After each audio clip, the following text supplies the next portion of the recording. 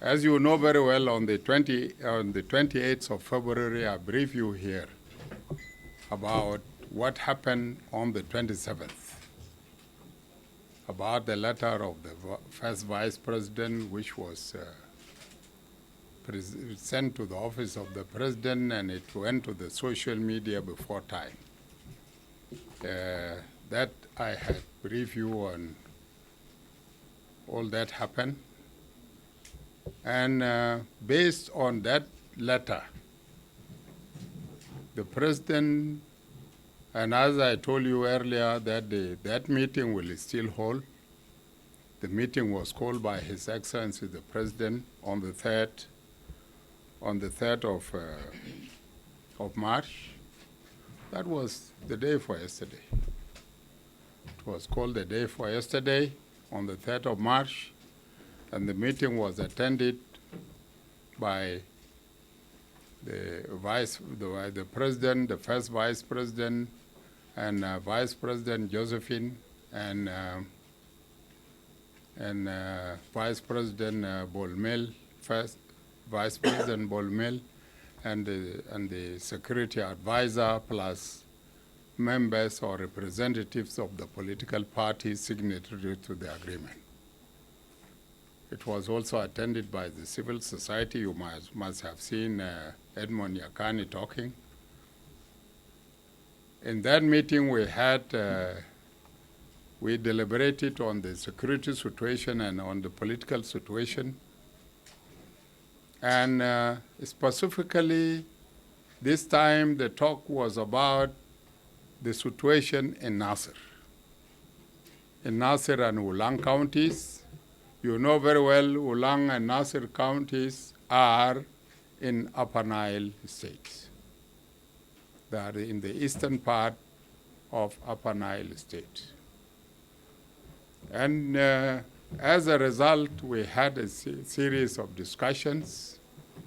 And the discussions concentrated around the White Army. As you know very well, there was that wild rumor, misinformation, that the army which was moving in the boats was going to Nasir to go and disarm the White Army. In that discussion, that was refuted, and it was clarified that these forces are not going for any disarmament, but going to relieve the forces that have been in Nasir for long. And this is a normal military situation, whereby a force is sent for any assignment, and after that it is relieved from that assignment and transferred to another part or area. This was the situation. In our talk, in our discussions, in our discussion, the IO denied knowledge or responsibility for the White Army. Because we were saying, IO, this White Army is your force. It is, we know it a long time ago, before the agreement. It is one of your forces. That is a militia or a support force under your command. So please take care of these forces. Instead, they were denying responsibility. However, they promised that they will. They promised that they will talk to them, so that they allow the forces to move to Nasir.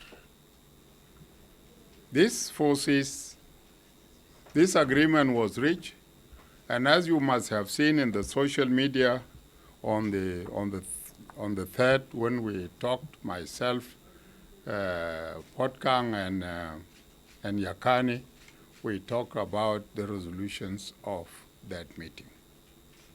It was agreed that the forces, the White Army, should withdraw to the centers, to their home areas, and that the SSPDF forces should be allowed to go and relieve their brothers and sisters in Nasir.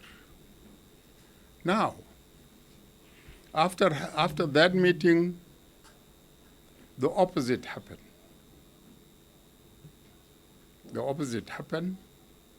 The IO, instead of talking to the forces, to those forces which are called the White Army, the White Army decided to attack Nasir garrison. They attacked it yesterday morning at 2. And by the morning, they had already captured it, and there was only left a commander plus some of his forces that were in the tanks. And these people have been resisting and defending themselves up to now in Nasir. But the rest of the forces had withdrawn. These forces, which the SPLM-IO denies now, have proved to us that they are not White Army only, but they are SPLM-IO. You might have come across a video here where they have, of course, shouting the slogans of the IO. When I shout and I say SPLM Oye, it means that I'm a member of the SPLM.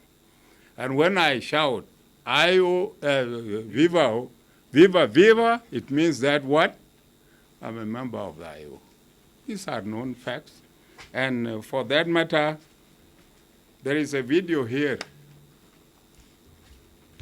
which proves that the IO, the so-called IO is not actually, or the so-called White Army, is not actually a White Army, but an IO force that attacked Nasir and captured it.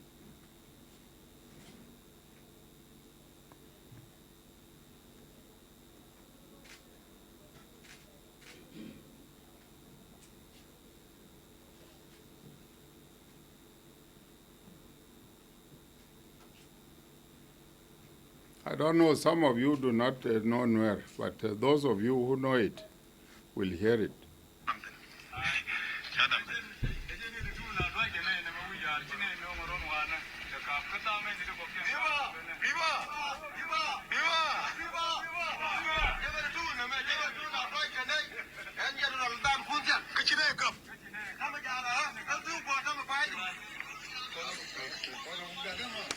Shouting Viva. These are the people who captured these artilleries. They talk shouting Viva, and the IO here with us tells us that these are not our people. They are separate people. We don't know them. So we have come here. I've come here to tell you that it is the IO that violated the very agreement that we had here on the 3rd. They were denying responsibility, but now they have been betrayed by the very people. And they have now confirmed to us that they are members of the IO. This is, of course, a document that cannot be denied. So it is the IO that captured that place. Now, if it is the IO that captured that place, then what is the way forward? The way forward is that one thing to know is that here we are here as party signatories to the agreement. The SPLM-IO is a member of is one of the signatories to the agreement. And if it is a signatory to the agreement, I call upon the members who are signatories to the agreement, and specifically to the IO, to control their forces. Control their forces and give them the necessary directives to withdraw from that place. Withdraw from that place, withdraw from Nasir, and allow the government in which they are members to continue with the relief of those forces, as was said before. we are also, as the government, in which they are members, asking the IO to abide by the provisions of the agreement. If the IO believes that they are part and parcel of the current government, then there is no reason of fighting the forces of the very government in which you are a member. This, what took place actually, was organized and coordinated from here. Because over there, what do people know about forces that are moving to Malakal, from Malakal to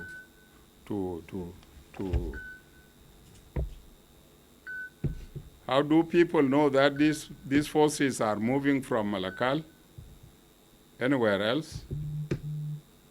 How did they know that these people, the composition of these forces comprises of Abu Shok and Agulek, what do you call it? How did they come to know all this? These are informations that go from here. And this is not for the interest of peace. It is not for the interest of the people of South Sudan. For that matter, I'm calling upon the IO to respect and abide by the provisions of the agreement. It is only when we work together that we'll be in a position to achieve this objective. This objective of moving together from here up to elections is not everybody's interest. It seems that there are parties, there are individuals or groups of people who are not interested in the implementation of the agreement in letter and spirit. Because if we implement it in letter and spirit, we will go for elections. And if we go for elections, there are certain groups there that do not want us to go for elections. And as such, they must all the time start with obstruction. They must all the time obstruct any processes so that we extend again. You know very well we have been extending. This is the third extension now. Or is it number one? This is the third, I believe. We are not ready for a fourth extension. And as such, these people who are obstructing all this are groups who do not want us to go for elections. We are determined to go for elections.